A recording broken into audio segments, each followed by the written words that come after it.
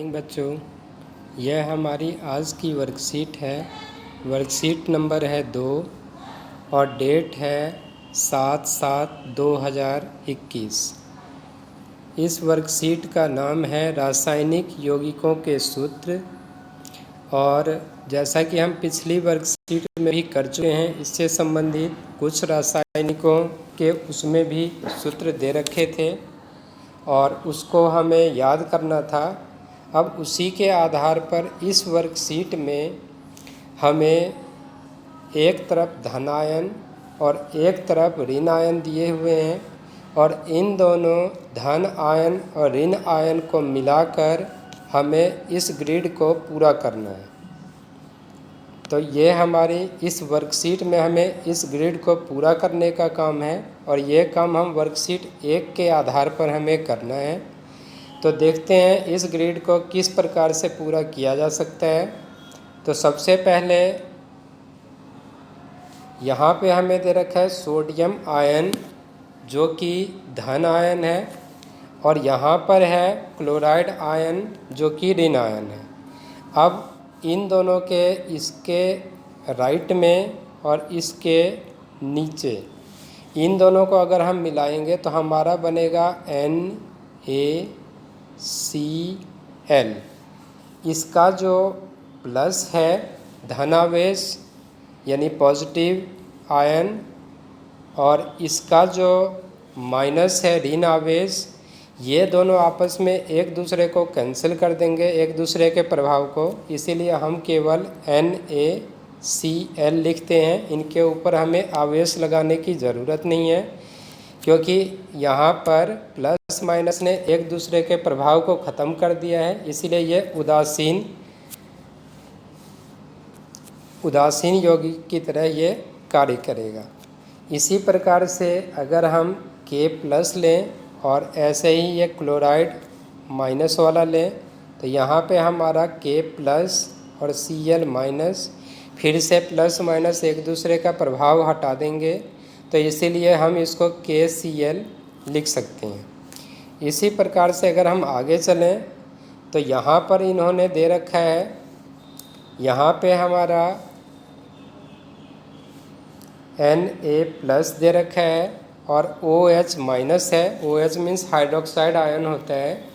इन दोनों के मिलने से Na और OH बनता है। यहाँ पे हम फिर से देख रहे हैं कि यहाँ पर किसी भी प्रकार का आवेश नहीं है, तो उसका कारण वही है कि धन आवेश और ऋण आवेश, पॉजिटिव चार्ज और नेगेटिव चार्ज, इन दोनों ने एक दूसरे के इफ़ेक्ट को, प्रभाव को ख़त्म कर दिया है।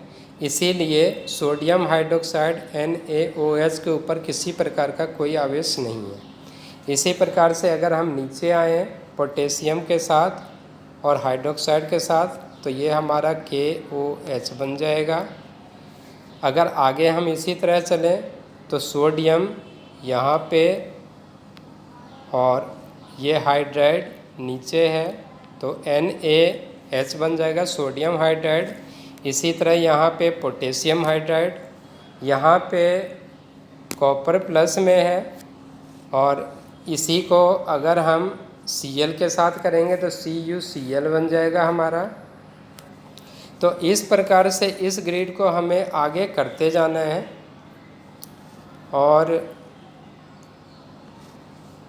इस प्रकार से हम इस ग्रिड को पूरा कर पाएंगे। एक दो हम और उदाहरण देख लेते हैं। यहाँ पे हमारा एल्यूमिनियम दिया है, एल्यूमिनियम के ऊपर 3+ हैं और यहाँ पे क्लोराइड है जिसके ऊपर केवल 1- है। तो इसका मतलब ये है कि एल्यूमिनियम की संयोजकता 3 है और क्लोराइड की यहाँ पे केवल 1 है।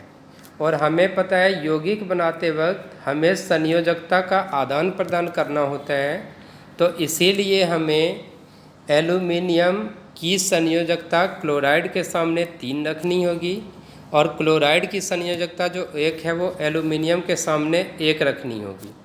और 1 हमें क्योंकि लिखने की ज़रूरत नहीं होती, इसीलिए हम इसको AlCl3 लिख सकते हैं। Al ये L है, AlCl3 एल्यूमिनियम क्लोराइड बन जाएगा।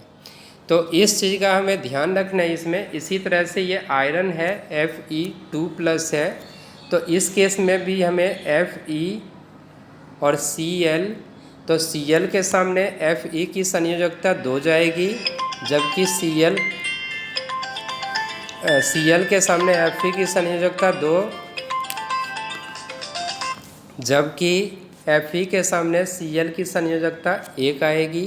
और फिर से एक को अगर हम हटा देते हैं तो FeCl2 हम इसको लिख सकते हैं। तो इस प्रकार से संयोजकता का ध्यान रखते हुए इस ग्रिड को हमें पूरा करना है।